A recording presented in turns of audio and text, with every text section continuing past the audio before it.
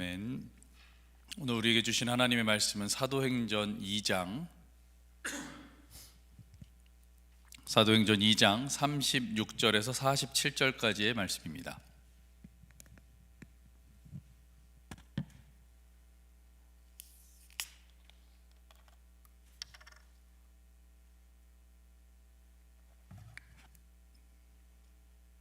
사도행전 2장 36절부터 47절까지의 말씀,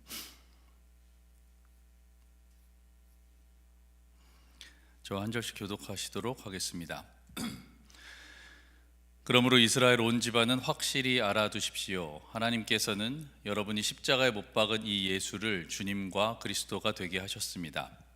사람들이 이 말을 듣고 마음에 찔려서 형제들이여, 우리가 어떻게 하면 좋겠습니까? 하고 베드로와 다른 사도들에게 말하였다. 베드로가 대답하였다. 회개하십시오. 그리고 여러분 각 사람은 예수 그리스도의 이름으로 세례를 받고 죄 용서를 받으십시오. 그리하면 성령을 선물로 받을 것입니다. 이 약속은 여러분과 여러분의 자녀와 또 멀리 모든 사람에게 주신 것입니다. 베드로는 이 밖에도 많은 말로 증언하고 삐뚤어진 세대에서 구원을 받으라고 그들에게 권하였다. 그의 말을 받아들인 사람들은 세례를 받았다. 이렇게 해서 그날에 신도수가 약 3,000명이나 늘어났다. 그들은 사도들의 가르침에 몰두하며 서로 사귀는 일과 빵을 떼는 일과 기도에 힘썼다. 모든 사람에게 두려운 마음이 생겼다. 사도들을 통하여 놀라운 일과 표징이 많이 일어났던 것이다. 믿는 사람은 모두 함께 지내며 모든 것을 공동으로 소유하였다. 그들은 재산과 소유물을 팔아서 모든 사람에게 필요한 대로 나누어 주었다. 그리고 날마다 한 마음으로 성전에서 열심히 모이고 집집이 돌아가면서 빵을 떼며 순전한 마음으로 기쁘게 음식을 먹고 하나님을 찬양하였다. 그래서 그들은 모든 사람에게서 호감을 샀다. 주님께서는 구원받는 사람을 날마다 더하여 주셨다. 아멘. 오늘 말씀은 어제 사도행전을 시작한 것에 이어서 사도행전 2장의 말씀입니다. 모든 말씀이 중요하지만 특히 이 사도행전 2장은 주일 설교로 한 달 내내 해도 모자랄 만큼 크고 굵직한 사건이 많이 나오는데요. 이 2장의 말씀을 읽으면서 그리고 묵상하면서 새벽 말씀으로 무엇을 나눠야 할까를 고민할 때 설교로는 다 담을 수 없는 성경 말씀의 무게를 느끼게 되었습니다. 저희가 올해 1월 1일을 시작으로 하루 한 장 성경 읽기를 하고 있잖아요. 목사님들이 그것에 이제 도움을 드리기 위해서 한 15분 정도 그 말씀을 중심으로 설교를 하고 계시는데, 하루 한 장 말씀을 설교를 듣는 것으로 대체하지 마시고 꼭 한 장씩을 읽으시기를 강권합니다. 설교도 기도도 찬양도 모두 성경 말씀을 기초로 하고 있기 때문에 꼭 말씀을 읽으셔서 그 오묘하고 깊고 넓은 말씀의 세계에 깊이 뿌리내시기를 축복합니다. 오늘 말씀은 오순절 마가의 다락방에 기다리고 기다리던 또 다른 보혜사 성령이 임하셨습니다. 그러자 그곳에 있던 사람들이 모두 성령의 충만함을 받고 성령이 말하게 하심을 따라 다른 언어로 말하기 시작하는데요. 그때 예루살렘에는 이 오순절을 지키기 위해서 각 나라와 전국 각지에서 많은 유대인들이 모여 있었습니다. 그런데 그 사람들이 말하는 것이 자기가 속한 나라의 말로 들리는 거예요. 이것 때문에 어떤 사람들은 크게 놀라고 어떤 사람들은 술에 취한 것이라고 조롱을 하였는데, 이때 베드로와 11사도가 일어나서 이렇게 선포합니다.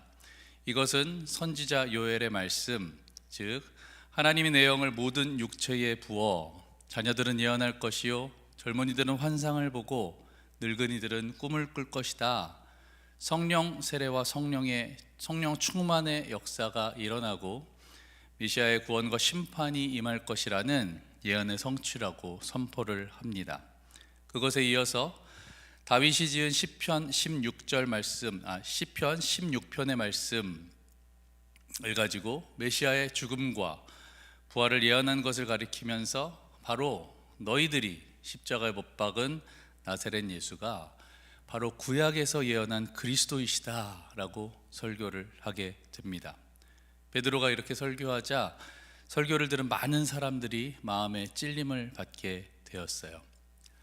베드로가 한 이 설교는 오순절 성령 강림 사건 이후에 성령 충만을 받은 첫 번째 설교였고, 예수님을 3번 부인했을 때와는 대조가 된 담대한 설교였으며, 성경에 근거한 정통적이고도 예수 그리스도의 대속 죽음과 부활을 중심으로 한 기독론적 설교였습니다.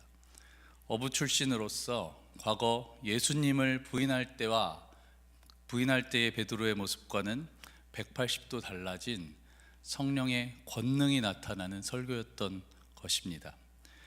이 설교를 듣고 마음에 찔린 많은 사람들이 베드로에게 그럼 우리가 어떻게 하면 좋겠습니까? 라면서 물어보게 됩니다. 이때 베드로가 이렇게 대답하는데요, 38절 말씀, 베드로가 대답하였다. 회개하십시오. 그리고 여러분 각 사람은 예수 그리스도의 이름으로 세례를 받고 죄 용서를 받으십시오. 그리하면 성령을 선물로 받을 것입니다. 저는 오늘 이 베드로의 대답으로 다시 한번 이 자리에서 선포하기를 원합니다. 사랑하는 성도 여러분, 이 말씀을 받아들이고 그렇게 되기를 원하신다면 아멘으로 화답하시기를 바랍니다. 사랑하는 성도 여러분, 회개하십시오.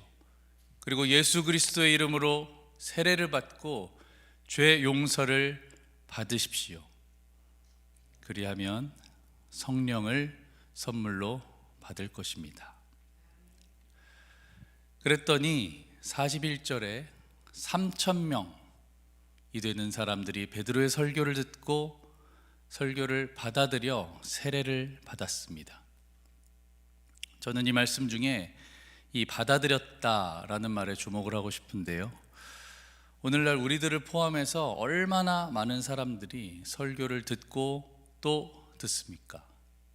그리고 또 듣기만 하지 이 설교를 받아들이는 사람이 얼마나 될까라는 생각을 해보게 됩니다. 사랑하는 성도 여러분, 우리가 설교를 듣지만 말고 하나님의 말씀으로 받아들이시게 되기를 예수님의 이름으로 축복합니다. 그렇다면 초대교회가 베드로의 설교를 하나님의 말씀으로 듣고 받아들였을 때 어떤 일이 일어났는가? 42절, 사도들의 가르침에 몰두했습니다. 가르침을 사모하고 가르침을 받아들였습니다. 서로 사귀는 일과 빵을 떼는 일, 그리고 기도에 힘썼습니다. 44절, 모두 다 함께 지냈습니다. 모든 것을 공동으로 소유하였습니다. 45절, 재산과 소유물을 팔아서 모든 사람에게 필요한 대로 나누어 주었다고 합니다. 46절, 날마다 한 마음으로 성전에 열심히 모이고 집집이 돌아가며 빵을 떼고 순전한 마음으로 기쁘게 음식을 먹고 하나님을 찬양하였습니다. 이것이 바로 베드로의 설교를 듣고 받아들이고 난 후에 일어난 일들인 것입니다. 아무리 그래도 어떻게 이렇게까지 하나라는 이야기들이 있지만, 세례를 받고 성령을 선물로 받았더니 이 일들이 실제로 일어난 것입니다. 그랬더니 그 결과로 어떻게 됐는가? 47절 말씀, 하나님을 찬양하고 온 백성에게 칭찬을 받고 구원받는 사람들이 날마다 늘어났다. 저는 오늘도 우리에게 이런 일이 일어나게 되기를 소망합니다. 그리고 이런 일들이 우리 가운데서도 많이 일어나고 있음에 하나님 앞에 감사를 드립니다. 하지만 우리가 또 중요하게 생각해 보아야 할 것은 이 모든 것이 베드로의 설교를 듣고 받아들여 세례를 받고 성령을 선물로 받았다니 나타난 현상이었다라는 것입니다. 가르침을 받고 교제하고 빵을 떼고 기도에 힘쓰는 것이, 함께 지내고 물건을 통용하고 내 재산과 소유물을 팔아 각 사람에게 나누어 주었던 것이, 그리고 성전에 모이기를 힘쓰고 떡을 떼며 함께 음식을 나누어 먹었던 것이 결과와 목적이 아니었고 성령 충만하였더니, 성령을 선물로 받았더니 자발적으로 자연적으로 나타난 현상이라는 것입니다. 이 부분에 주목하게 되기를 원합니다. 우리는 때로는 목적이 아니라 현상에 집중하게 되는 것 같습니다. 결과와 목적이 아닌 이 현상에 우리의 시선과 마음을 뺏기게 되는 것 같습니다.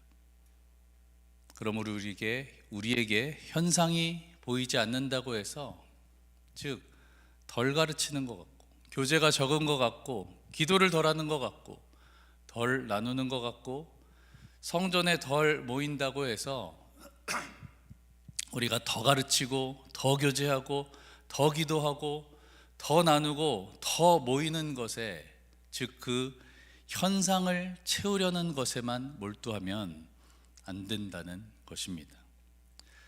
우리는 그 현상이 무엇을 원인으로 하였는가를 집중해 보아야만 합니다. 그 원인이 무엇이었습니까? 회개하라, 성령 세례를 받고 성령을 선물로 받아라. 즉 회개하고 성령의 충만함을 받은 것이 우선이었다라는 것입니다. 우리가 회개하고 성령의 역사에 우리 몸을 맡길 때 위와 같은 현상이 자연스럽게 따라오게 된다는 것입니다. 그렇다면 우리가 성령에 충만하여서 이런 성령의 역사를 잘 감당하고 있는지를 확인하는 길이 무엇이 있을까요? 물론 이 모든 것들이 성령 충만했을 때 일어난 일이지만, 저는 그 중에서도 47절에 구원받는 사람들이 날마다 늘어나고 있는가에 집중하기를 원합니다. 사도행전을 성령행전이라고 부르죠. 성령의 사도행전은 28장까지 기록되어 있지만, 사도행전, 즉 성령행전은 지금도 우리를 통해 계속해서 쓰여지고 있음을 믿습니다. 성령행전이 가르치고 사귀고 빵을 떼고 기도에 힘쓰는 것이 목적이고 목표였을까? 과연 우리에게 성령을 주신 이유가 우리만 좋고 우리의 필요만을 위한 것일까? 성령행전은 오직 성령이 너희에게 임하시면 너희가 권능을 받고 예루살렘과 온 유대와 사마리아와 땅 끝까지 이르러 내 증인이 되리라. 이 말씀이 성취되어 가는 것, 이 말씀이 핵심이라고 저는 믿습니다.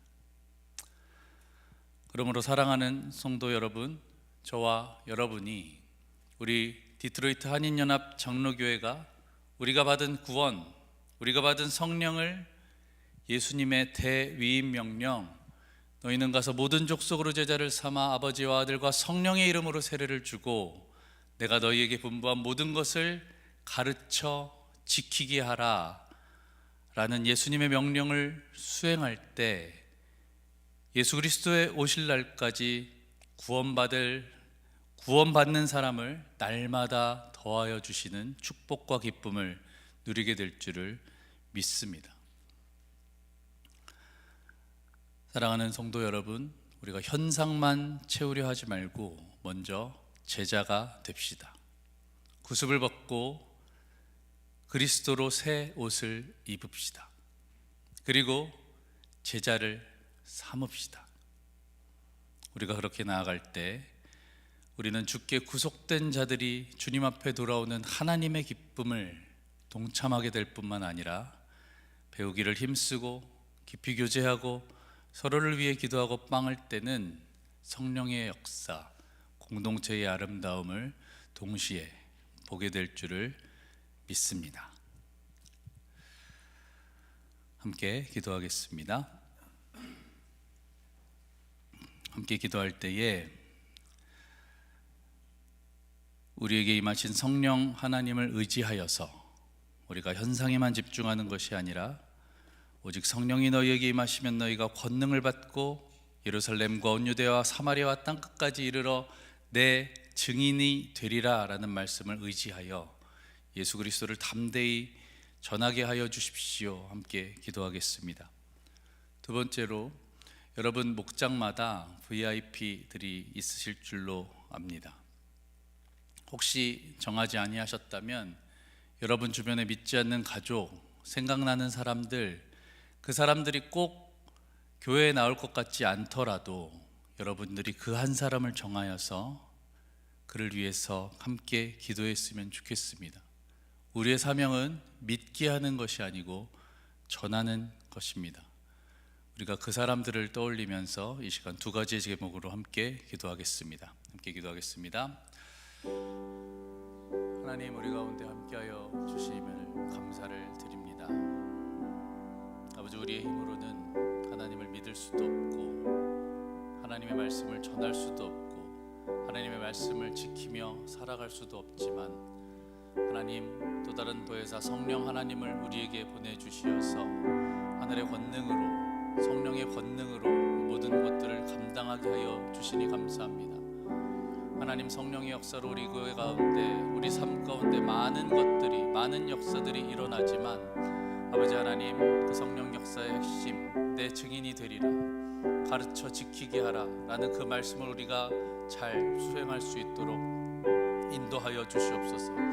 그리하여 나의 삶 가운데, 우리 교회 가운데 날마다 주 예수를 믿는 사람들이 더하여질 수 있도록 우리를 축복하여 주시고, 새 생명이 돌아오는 기쁨을, 그 하나님의 마음을 우리가 동참하며 느끼게 하여 주시옵소서. 우리 가운데 VIP들이 있습니다. 믿지 않는 가족들이 있습니다. 믿지 않는 직장 동료가 있습니다. 친구가 있습니다. 아버지 하나님, 우리가 그들에게 담대하게 하나님의 말씀을 전할 수 있도록 아버지 하나님, 믿음을 허락하여 주시옵소서. 기회를 허락하여 주시옵소서. 아버지 하나님, 우리가 아버지 하나님 그 역사를 보게 하여 주시옵소서. 모든 것을 주님 앞에 맡기며 나아갑니다.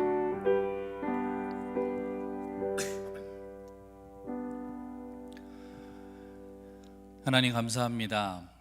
오늘도 말씀을 듣습니다. 특별히 오순절 성령 강림 사건을 통하여서 우리 가운데 임하신 성령을 다시 한번 깨닫고, 성령께서 우리에게 일하시는 것들이 무엇인지 다시 생각해 보게 하시니 감사를 드립니다.